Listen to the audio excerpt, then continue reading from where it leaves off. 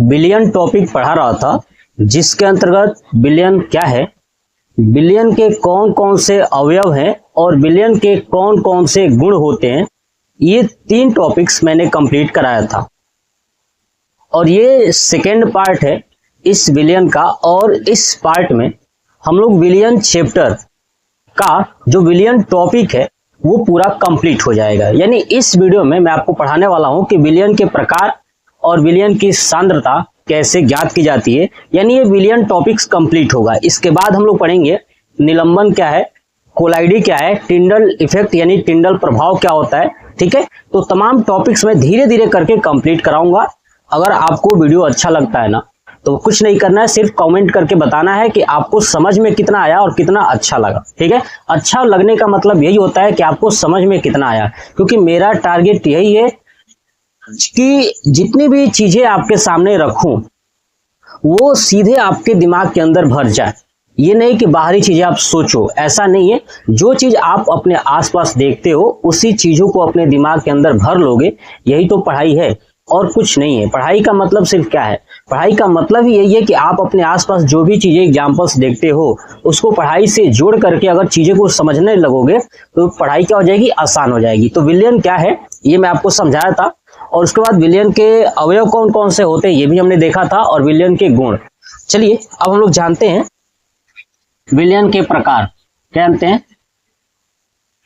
विलयन के प्रकार। देखिए, ऐसे विलयन जो है कि 2 आधार पर विलयन के प्रकार को बांटा गया है। पहला जो आधार बना वो बना विलेय तथा विलायक के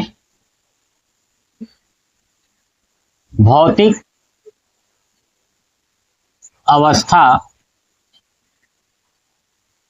के आधार पर, है ना।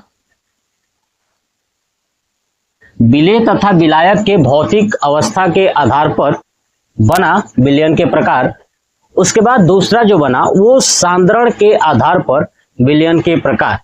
तो सबसे पहला जो विलेय तथा विलायक के भौतिक अवस्था के आधार पर जो विलयन के प्रकार है, ठीक है, इसको हम लोग जानने वाले हैं। ठीक है, देखिए, भौतिक अवस्था के आधार पर विलेय और विलायक के, है ना, भौतिक अवस्था के आधार पर जो विलयन के प्रकार थे ना, वो टोटल 8 है। कितने हैं? 8। अब भौतिक अवस्था कौन कौन सी है, तो मैं आप पीछे भी बता चुका हूं बहुत बार कि भौतिक अवस्था आपका ठोस, द्रव और गैस। यानी ये पदार्थ की भौतिक अवस्था है, ठोस, द्रव और गैस। इन ठोस, द्रव, गैसों से मिला करके जो विलयन के प्रकार बने हैं ना, सॉरी 8 नहीं, मतलब कि विलयन के प्रकार टोटल 9 है। कितने हैं? तो 9। तो टोटल जो 9 विलयन के प्रकार बने हुए हैं वो इसी ठोस, द्रव, गैस से मिलकर बने हुए। जैसे कैसे, समझिए, ये ठोस ना खुद ठोस से मिला है, तो ठोस तथा ठोस का विलयन। फिर यही ठोस द्रव से मिला है और यही ठोस गैस से मिला है।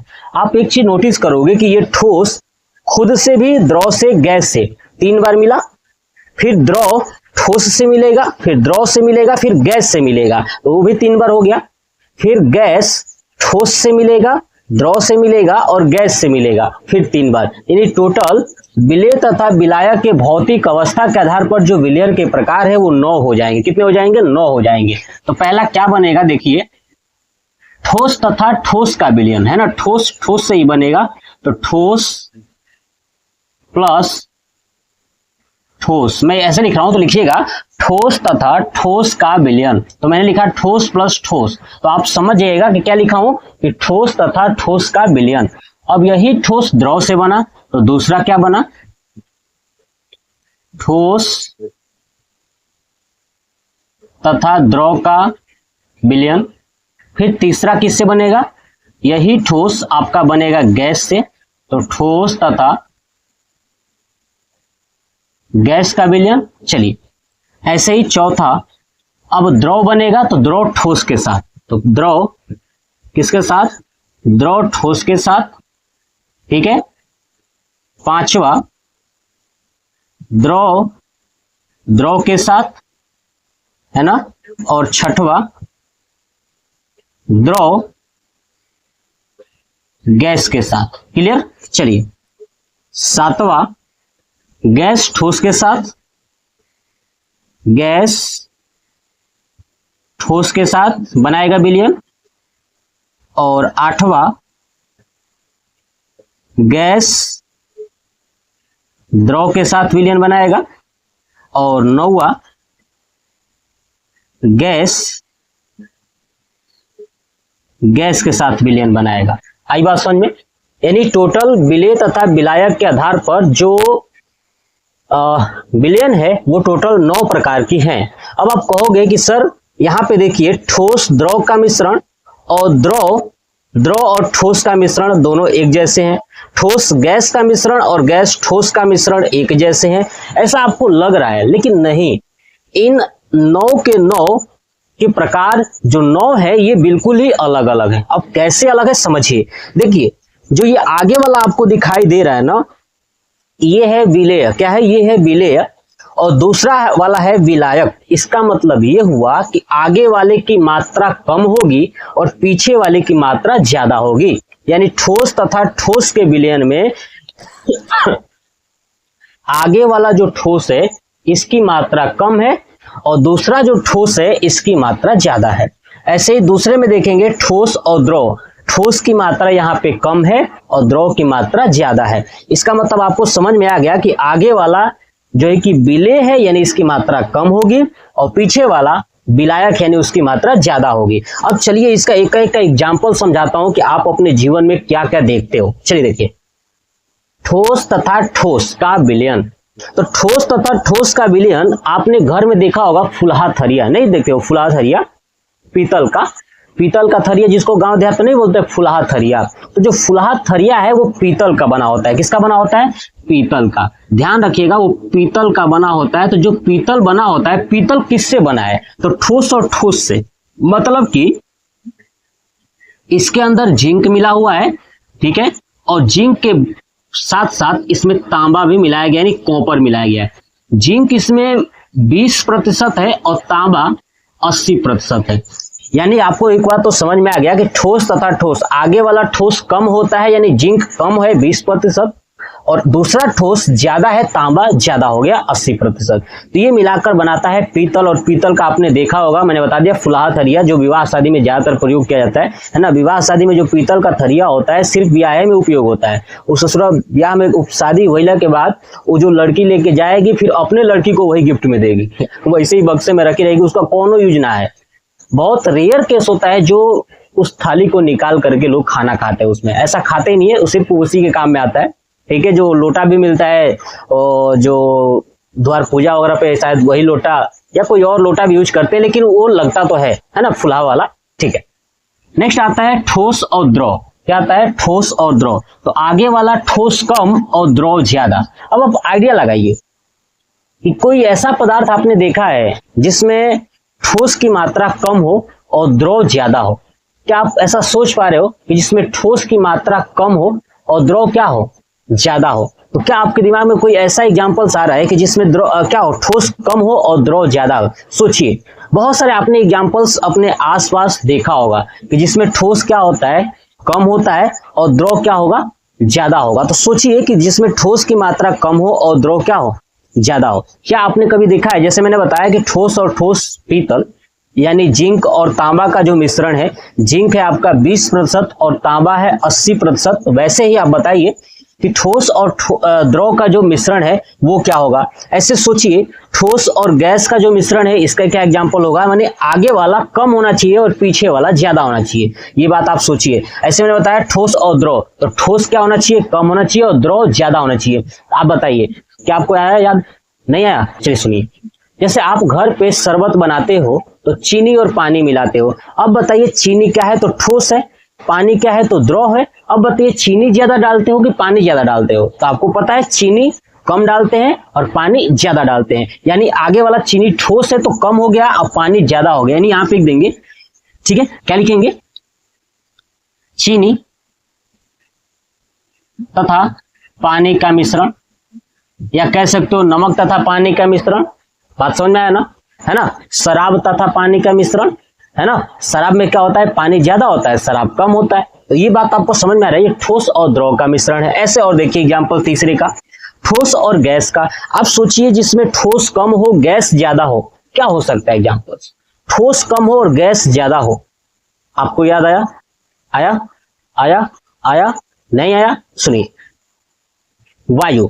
क्या है? वायु। ये है आपका आंसर, वायु। अब वायु में भी मैं आपको बताता हूं कौन सा वायु, तो याद रखिएगा कार्बन डाइऑक्साइड, कार्बन डाइऑक्साइड, ठीक है, कार्बन डाइऑक्साइड। कार्बन डाइऑक्साइड में क्या है, CO2, यानी कार्बन जो है कि ठोस है और O2 क्या है, गैस है। तो मैंने बताया आगे वाला कम, यानी कार्बन कम होता है और ऑक्सीजन ज्यादा होता है, इसलिए बना कार्बन डाइऑक्साइड। आई बात समझ में? कितना आसान है। ठीक है, देखिए नेक्स्ट समझिए। चौथा, द्रव तथा ठोस का मिश्रण, यानी जिसमें द्रव कम हो और ठोस ज्यादा हो, क्या हो सकता है। तो आप देखिए द्रव कम हो ठोस ज्यादा हो, चलिए आप सोचिए, मैं आपको 10 सेकेंड का टाइम देता हूं, आप सोचिए कि जिसमें द्रव कम हो और ठोस ज्यादा हो, ऐसा कौन सा हो सकता है, क्या हो सकता है। तो देखिए आया, चलिए सुनिए। आप देखिए, आपने घर में जो शैम्पूल होता है वो आपने देखा होगा, ठीक है, कोलगेट होता है वो आपने देखा होगा। आप देखिए उसमें क्या होता है, द्रव क्या होता है, कोलगेट में कम होता है और ठोस ज्यादा होता है। अब सोचिए अगर द्रव ज्यादा होता तो कोलगेट को जैसे दबाओगे तो कोलगेट कहाँ निकल जाएगा, पूरा जल्दी से बह जाएगा ना। लेकिन ऐसा नहीं होता, वो धीरे धीरे निकलता है। क्यों? क्योंकि उसमें कठोर होता है और थोड़ा सा लिक्विड पार्ट में, तो मतलब कि उसमें द्रव कम होता है और ठोस ज्यादा होता है। तो कोलगेट आपने जेल लगाया होगा, जो फेस वॉश आता है ना, एलोवेरा आता है, ये क्या है, द्रव तथा ठोस वाला ही तो है, जिसमें द्रव कम है और ठोस ज्यादा है। जैसे एलोवेरा होता है ना, एलोवेरा जब आप निकालोगे तो उसमें क्या दिखता है, लिक्विड फॉर्म में होता है, लेकिन क्या प्योर लिक्विड होता है, नहीं, उसमें ठोस होता है और द्रव होता है। यानी द्रव कम होता है, ठोस ज्यादा होता है। तो उसको सिंपल वर्ड में बोल दे जेली, जेली बोल दीजिए, जेली शब्द। ये जेली क्या है आपका, द्रव तथा ठोस का मिश्रण है। कंप्लीट हुआ। चलिए नेक्स्ट, पांचवा देखिए, द्रव तथा द्रव, ये तो बहुत पता है आपको, है ना। द्रव तथा द्रव का मिश्रण अगर आपको कराना हो इसमें, ठीक है, जैसे मैंने इसमें बताया था कि शराब और पानी, तो देखिए शराब तो द्रव है तो इसमें आप नहीं रख सकते। मैं उसलिए बताया था कि शराब कम होता है और द्रव ज्यादा होता है, मैंने यहाँ पे बता दिया था, लेकिन आप इसमें नहीं रख सकते क्योंकि ठोस शराब नहीं है। वो किस में आ जाएगा, द्रव तथा द्रव में, वही है ना, शराब या एल्कोहल, एल्कोहल प्लस पानी का मिश्रण। बताइए समझ में आया ना, एल्कोहल यानी शराब, शराब तथा पानी का जो मिश्रण है वो क्या है, द्रव तथा द्रव का मिश्रण है। ठीक है, द्रव आगे वाला कम, यानी एल्कोहल कम होता है और दूसरा द्रव पानी ज्यादा होता है। नेक्स्ट आते हैं छठवां नंबर, द्रव तथा गैस। सोचिए जिसमें द्रव कम हो और गैस ज्यादा हो, क्या हो सकता है, द्रव कम हो और गैस ज्यादा हो, क्या लगता है। चलिए, आप पानी को गर्म करोगे तो पानी का जो भाप बनता है ना, उस जो पतीले के ऊपर ढक्कन होता है, ढक्कन के ऊपर जाके जो भाप होता है, उस भाप में आप देखोगे तो उसमें द्रव कम होगा। क्या होगा, द्रव कम होता है, गैस ज्यादा होता है। आई बात समझ में, यानी जल वाष्प, उसको क्या नाम रखोगे, जल वाष्प, है ना, यानी जल का वाष्प, जिसके अंदर जल भी हो और वाष्प भी हो, यानी जल कम होता है और वाष्प ज्यादा होता है। समझ में आ गया, गैस ज्यादा होता है, समझ में आ गया। तो ये नेक्स्ट, गैस तथा ठोस। ऐसा सोचिए जिसमें गैस कम हो और ठोस ज्यादा हो। तो देखिए इसका रियल में ऐसा एग्जांपल्स मैं आपको बता नहीं सकता क्योंकि आसपास है ही नहीं, ठीक है, बट फिर भी आपको मैं समझाता हूं गैस और ठोस का। कि एक आपको एग्जांपल याद रखना है कि एक देखिए गैस से पहले ना तो हाइड्रोजन, कौन सी गैस, हाइड्रोजन, हाइड्रोजन गैस, ठीक है, हाइड्रोजन को मिलाया गया, ठीक है, पैलेडियम, याद रखिएगा पैलेडियम धातु के साथ, ठीक है, हाइड्रोजन तथा पैलेडियम धातु का समांगी जो मिश्रण है वो आपका गैस और ठोस का, यानी गैस कम है, हाइड्रोजन कम है, हाइड्रोजन गैस से कम है, लेकिन पैलेडियम धातु यानी ठोस ज्यादा है। नेक्स्ट, गैस और द्रव का मिश्रण। समझिए जिसमें गैस कम हो और द्रव क्या हो, ज्यादा हो, है ना, गैस कम हो और द्रव ज्यादा हो, क्या लगता है, गैस कम होना चाहिए, द्रव, ये तो गर्मी का मौसम में आजकल लोग ज्यादा यूज करते हैं। कोल्ड ड्रिंक, कोल्ड ड्रिंक में आप देखोगे जैसे ढक्कन खोलोगे तो क्या होता है, उसके ऊपर गैस होता है, तो क्या लगता है पूरे डब्बे में गैस है, नहीं, पूरा जो नीचे लिक्विड फॉर्म है, द्रव है, उसके ऊपर गैस होता है। आपको गैस जो खोलते वक्त गैस बाहर निकलता है, यानी उसमें गैस क्या होता है, कम होता है और द्रव ज्यादा होता है। तो कोल्ड ड्रिंक हो गया, यहाँ पे लिख देता हूँ कोल्ड ड्रिंक, है ना, कोल्ड ड्रिंक या सोडा वाटर, है ना, सोडा वाटर, ये सब सोडा वाटर आपने सुना ही होगा। ठीक है, सोडा वाटर में भी क्या होता है, सोडा जो है कि गैस के रूप में होता है ना, गैस और द्रव के रूप में वाटर। ठीक है, नेक्स्ट गैस और गैस का मिश्रण, तो इसका भी आप एग्जांपल याद रखोगे, वायु, क्या चीज, वायु, और वायु के अंदर मेन दो गैस याद रखोगे। आपको पता है ना क्या क्या होता है, तो आपको पता है क्या होता है, दो गैस है तो नाइट्रोजन, लेकिन नाइट्रोजन पहले मत रखिएगा क्योंकि आगे वाला हमेशा कम चाहिए, तो ऑक्सीजन रख देता हूं, है ना, मेन दो चीज याद रखिएगा, ऑक्सीजन, ठीक है, और प्लस नाइट्रोजन। ये बात आपको समझ आ गया। ऑक्सीजन जो है कि 21% होता है और नाइट्रोजन 78% होता है। ये बात आपको समझ में आ रहा है। तो आप ऐसे ही विलेय तथा विलायक की जो भौतिक अवस्था के आधार पर विलयन के जो प्रकार है 9, वो आप इतना आसानी से याद कर सकते हो। सिर्फ आपको समझ में आ गया कि ये कौन कौन सी मात्राएं किसकी ज्यादा होनी चाहिए। ऐसे एग्जांपल्स बहुत सारे हैं, कितना एग्जांपल्स बताऊंगा, लेकिन ये एग्जांपल्स आप याद रख लेते हो, कॉन्सेप्ट समझ जाते हो, तो आप कभी भी लिखने में कोई गलती नहीं करोगे। क्लियर? चलिए, तो ये पहला विलयन का जो प्रकार था, विलेय तथा विलायक के भौतिक अवस्था के आधार पर ये कंप्लीट हो गया। चलिए दूसरा जानते हैं। दूसरा जो बना हुआ है वो सांद्रण के आधार पर। किसके आधार पर? सांद्रण के आधार पर। ये बात याद रखिएगा। देखिए, सांद्रण के आधार पर भी कई प्रकार के होते हैं, तो उसमें से हम लोग कुछ जानेंगे। जैसे पहला जानेंगे तनु विलयन। क्या जानेंगे? तनु विलयन। ठीक है, तनु विलयन। दूसरा जानेंगे आपका सांद्र विलयन, ठीक है। और तीसरा संतृप्त विलयन,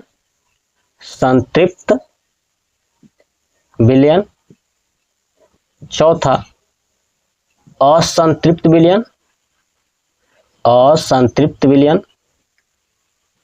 और जो पांचवा हम देखेंगे वो देखेंगे अति संतृप्त विलयन। ठीक है, यानी सांद्रण के आधार पर, सांद्रण क्या है कि कौन सा विलयन कितना मोटा है और कौन सा विलयन कितना पतला है, उसके आधार पर विलयन को बांटा गया है। ठीक है, तो सांद्रण के आधार पर जो है कि ये 5 मैंने लिखा हुआ है, ऐसे कई हैं, तनु विलयन, सांद्र विलयन, संतृप्त, असंतृप्त और अति संतृप्त। अब समझिए तनु क्या है। तनु का मतलब पतला विलयन। क्या है? पतला। सांद्र का मतलब मोटा।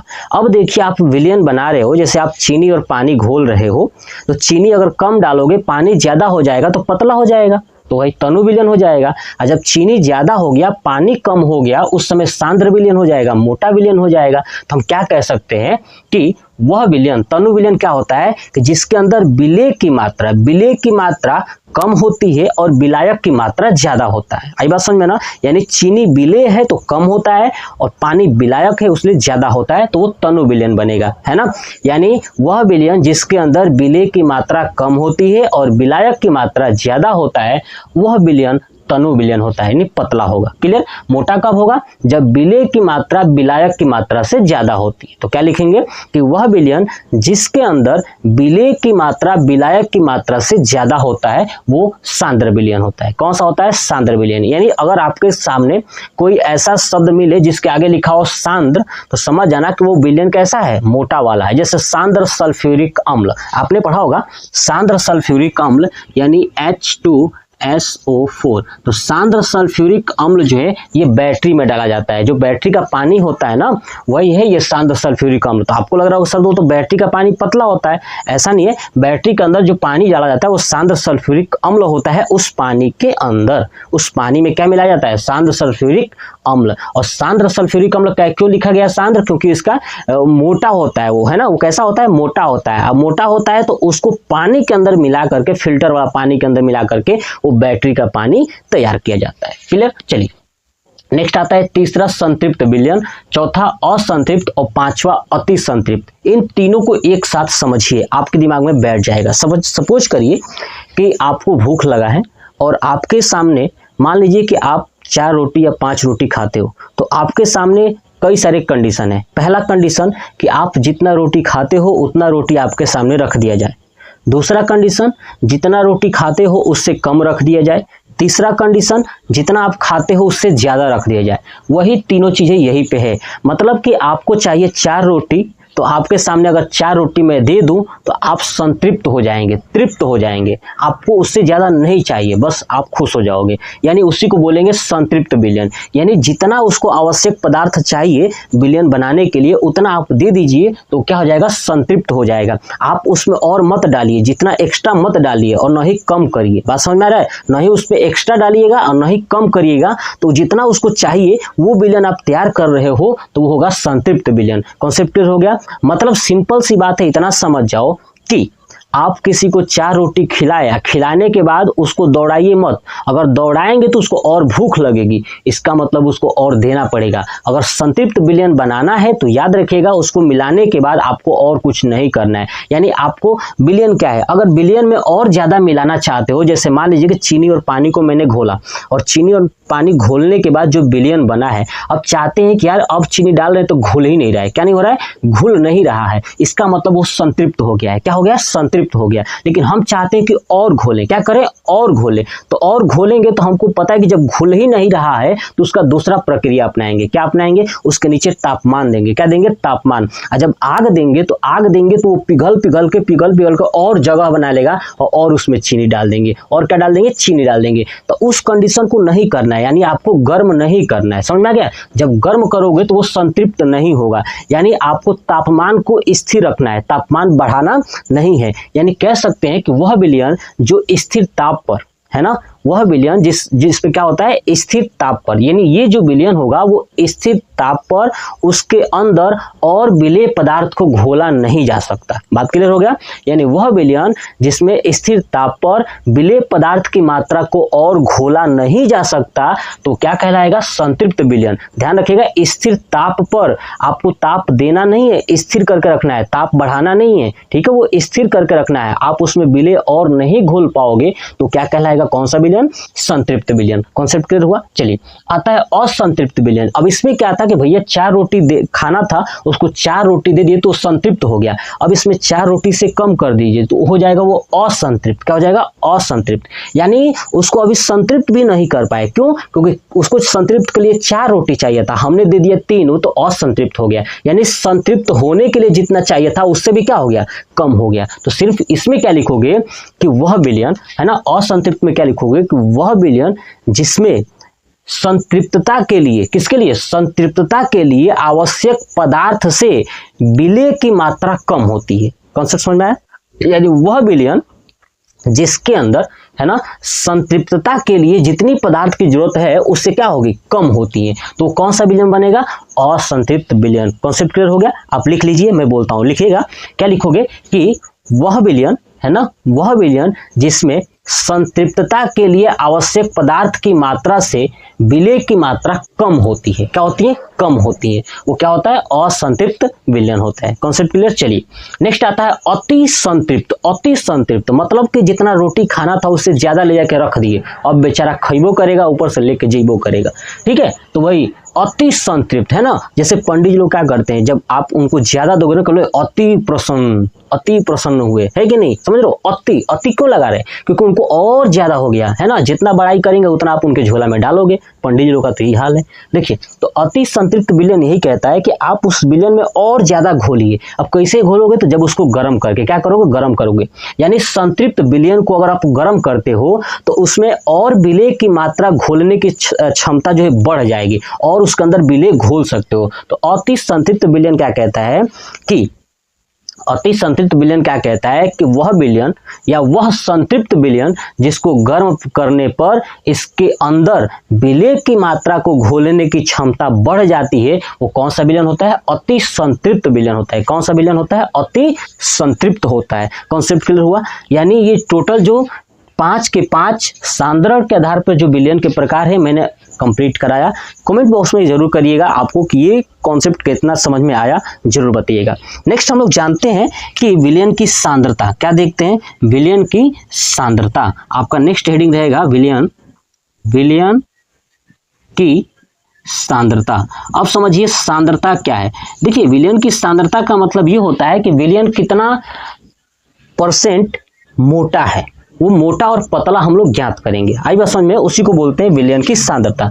तो विलयन की सांद्रता ज्ञात करने के लिए ना निश्चित ताप पर, कोई भी निश्चित ताप ले लीजिए, यानी किसी निश्चित ताप पर, ठीक है, विलयन की मात्रा, निश्चित ताप पर विलयन की मात्रा, समझिए विलयन की मात्रा, विलयन क्या होता है, जिसके अंदर विलेय और विलायक दोनों होते हैं वो विलयन होता है। दिमाग में बैठा लीजिए कि विलयन क्या है, कि विलेय और विलायक दोनों होते हैं मिक्स, तो वो विलयन होता है। तो विलयन की सांद्रता क्या कहता है कि जो विलयन की मात्रा है ना, निश्चित ताप पर जो विलयन की मात्रा है उसके अंदर विलेय की मात्रा विलयन की सांद्रता कहलाती है। बात समझ आया, यानी विलयन की मात्रा में उपस्थित विलयन, विलयन जो पूरा बना है टोटल विलयन, उसके अंदर कितना विलेय है वही आपका विलयन की सांद्रता होता है। Concept clear? तो क्या लिखोगे विलयन की सांद्रता में, लिखोगे कि निश्चित ताप पर, है ना, निश्चित ताप पर विलयन में उपस्थित या विलयन की मात्रा, है ना, निश्चित ताप पर विलयन की मात्रा में उपस्थित विलेय की मात्रा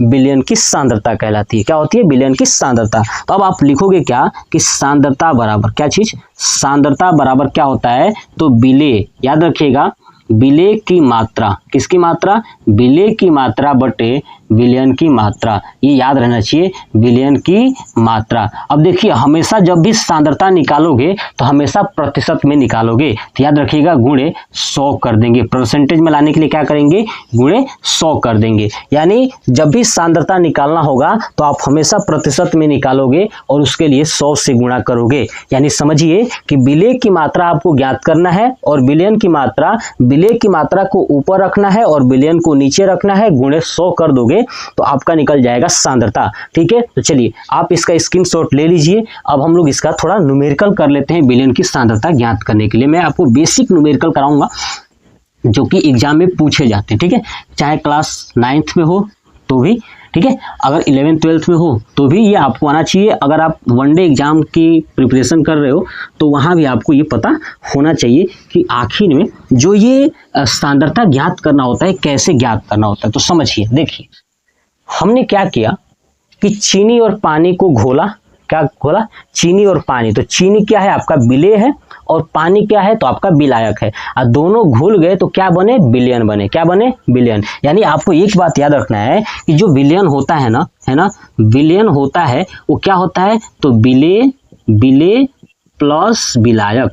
ये बात पीछे भी हम लोग पढ़ चुके थे, है ना। विलयन क्या होता है, तो विलेय प्लस विलायक, इन दोनों को मिला करके विलयन बनता है। Concept clear? चलिए अब देखिए एक मिश्रण है ना, एक विलयन है, एक विलयन है, ध्यान सुनिए प्रश्न में, एक विलयन है 420 ग्राम। कितना ग्राम, 420 ग्राम। इस विलयन के अंदर जो है विलायक है ना, इस विलयन के अंदर जो विलायक है वो 320 ग्राम है। तो सांद्रता बताना है, क्या बताना है, सांद्रता बताना है, विलयन की सांद्रता क्या होगी। अब समझिए एक विलयन है जिसके, जो विलयन 420 ग्राम है और जो विलायक है वो 320 ग्राम है। ठीक है, तो सांद्रता बताना है। सबसे बड़ी बात बताऊं यहाँ पे यूनिट, देखिए ये ग्राम में है तो ये भी ग्राम में है, अगर वो केजी में होता तो नीचे वाले को भी केजी में करते, यानी सेम यूनिट होना चाहिए। बात समझ में आ गया? चलिए अब देखिए हमें सांद्रता पूछा है, तो सांद्रता क्या होता है, हमको इतना पता है कि सांद्रता जो है कि विलेय की मात्रा, किसकी मात्रा, विलेय की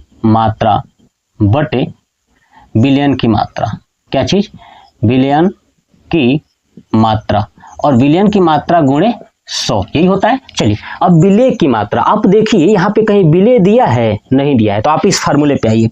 विलयन कितना है, तो 420, तो यहाँ पर रखूंगा 420, है ना, यही ना है, बराबर बराबर विलेय, क्या होगा, विलेय प्लस विलायक, विलायक कितना दिया है, तो 320। तो अब देखिए यहाँ पे निकालेंगे विलेय, विलेय की मात्रा, यानी आप पूरा अच्छे से लिखोगे। ठीक है, मैं वीडियो ज्यादा लंबा ना हो इसलिए मैं लिख नहीं रहा हूँ, लेकिन आप लिख करके करोगे। ठीक है, तो विलेय बराबर क्या हो जाएगा, 420 माइनस 320, यानी हो जाएगा 100 ग्राम। विलेय की मात्रा कितनी आ गई, 100 ग्राम। तो यहाँ पर रखिए विलेय की मात्रा कितना, 100 ग्राम बटे विलयन की मात्रा, विलयन कितना है, 420 ग्राम गुणे आपका 100, है ना। तो देखिए 0 से 0 कैंसिल यहाँ पे। ठीक है, तो 100 गुणे ये कट जाएगा, 7 छक यहाँ पे 2 से 21 दूना 42, 2 से कटेगा तो ये 50, 50 गुणे 10 यानी हो जाएगा आपका 500, 500 बटे 21, ये हो जाएगा 500 बटे 21%, 500 बटे 21%। आप चाहो तो भाग करके दशमलव में भी लिख सकते हो, यानी आप इस फार्मूले का प्रयोग करके, इन दोनों फार्मूले का प्रयोग करके हमेशा विलियन की सांद्रता आसानी से ज्ञात कर लोगे। तो आप इसका स्क्रीनशॉट ले लीजिए और आप न्यूमेरिकल कीजिएगा। ध्यान रखिएगा इस बात का कि विलेय देगा, विलियन देगा, या हो सकता है कि विलेय दे और विलायक दे। तो जब विलेय और विलायक देगा तो समझिए यहाँ पे विलेय रखेंगे, विलायक रखेंगे तो विलियन निकल जाएगा। तो यहाँ विलियन का हमारा सेम, इन्हीं दो फार्मूले पर आप आसानी से विलियन की सांद्रता ज्ञात कर सकते हो। तो चलिए आप जो है कि इसका स्क्रीनशॉट ले लीजिएगा। और ये विलियन का जो टॉपिक्स था वो पूरा मैंने कंप्लीट करा दिया, प्रकार और ये सांद्रण, ठीक है। उसके बाद नेक्स्ट टॉपिक में हम लोग पढ़ेंगे निलंबन क्या होता है, फिर कोलाइडी क्या होता है, और उसके बाद टिंडल इफेक्ट यानी टिंडल प्रभाव क्या होता है। ये सब मैं डिटेल्स के साथ कंप्लीट करा दूंगा। तो कमेंट बॉक्स में कमेंट करके बताइएगा कि आपको ये वीडियो कैसा लगा। जय हिंद।